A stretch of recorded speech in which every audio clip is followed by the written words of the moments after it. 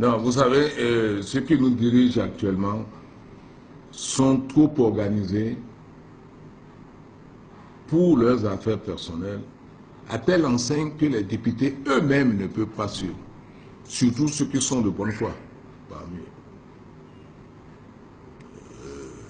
Si vous prenez même la loi sur les agences de renseignement et le fait de dire qu'il faut lever le pied sur les poursuites, etc. C'est fait à dessein parce que beaucoup de crimes sont en train de se commettre. Et l'on veut faire un État policier pour pouvoir surveiller et écouter ceux qui parlent de ça afin d'engager les harcèlements et les poursuites comme ça se fait au Rwanda. C'est tout. Parce qu'en réalité, si rien n'a changé dans le pays, on n'a jamais eu besoin de cette loi.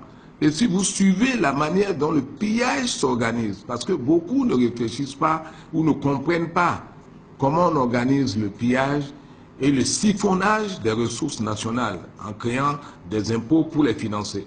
Prenez par exemple la loi, la récente, sur le recrutement de ce qu'il est convenu d'appeler les emplois, les collaborateurs extérieurs de l'État. Vous savez que le clou dans cette affaire, ils ont glissé quelque chose de très important. Cette loi ne dit pas qu'elle concerne les Béninois. Donc, c'est les étrangers qui sont visés. Mais le plus important, c'est qu'ils disent quelque chose. Ils créent la notion de société d'intérim, qui n'est pas reconnue par notre code de travail. En d'autres termes, ça veut dire quoi? C'est-à-dire qu'on va dégraisser la fonction publique et ceux qui dirigent iront s'adresser aux sociétés d'intérim pour leur fournir des fonctionnaires, des agents de l'État. Et comme ces mêmes personnes qui vont créer ces sociétés d'intérim, ces sociétés vont vendre à l'État, au prix qui les arrange, les employés qu'on mettra à la disposition de l'État. Et le plus souvent, comment ça se passe? La société X va aller recruter un employé, on dit on recherche un ingénieur de tel nombre d'années d'expérience, même s'il y en a au Bénin, les Béninois étant incompétents. Cet ingénieur, on va lui passer un contrat de 2 millions, mais on va le vendre à l'État à 10 millions. Et c'est ceux qui ont créé cette société d'intérim, et vous retrouvez, c'est toujours les mêmes, qui seront derrière cette société d'intérim pour prendre le pactole. Et ça rejoint exactement le problème de la location des voitures pour l'État. Le leasing. Le leasing. Une voiture coûte 25 millions au maximum. On crée, et c'est les mêmes, ils créent des sociétés pour louer à l'État les mêmes voitures, pas à moins de 50 millions par an. C'est-à-dire qu'en 3 ou 4 ans de vie de la voiture louée ou achetée, il y a un différentiel de plus de 150 millions par voiture. Nous achetons une voiture à 25 millions, l'État louera ces voitures pas à moins de 50 millions par an, et si l'État doit payer 50 millions en 4 ans, ça fait 200 millions, au lieu d'acheter purement et simplement une voiture à 25 millions. On dit à cause des frais d'entretien. Ce n'est pas celui qui loue la voiture qui mettra de l'huile, ce n'est pas lui qui mettra de l'essence.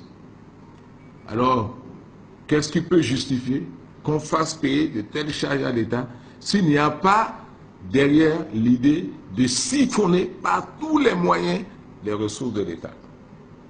Le PBI, n'en parlons pas. C'est le clou, puisque les recettes de l'État ne tombent plus dans les caisses de l'État. C'est la société qui gère le PBI, qui reverse à l'État ce qu'elle veut. Ce n'est plus la douane qui encaisse. Et nous avons vu avec la dernière expérience du PBI, l'État n'a rien encaissé en 3 ans. Ceux qui ont fait le PBI sont partis avec les sous. Et on va augmenter les impôts pour que nous financions tout ça. Et le clou, c'est de modifier la Constitution pour que ceux qui ont fait ça ne puissent jamais être punis. Ils ont l'immunité pendant qu'ils le font, ils ont l'immunité après. J'ai dit, nous devons être un peu plus intelligents que ça. Nos députés ne sont pas outillés pour réfléchir. Et il y a des tas de situations dans lesquelles les votes se font comment? Par procuration. Ils vont vous dire après qu'ils ne sont pas là, ils étaient en voyage quand ça a été voté.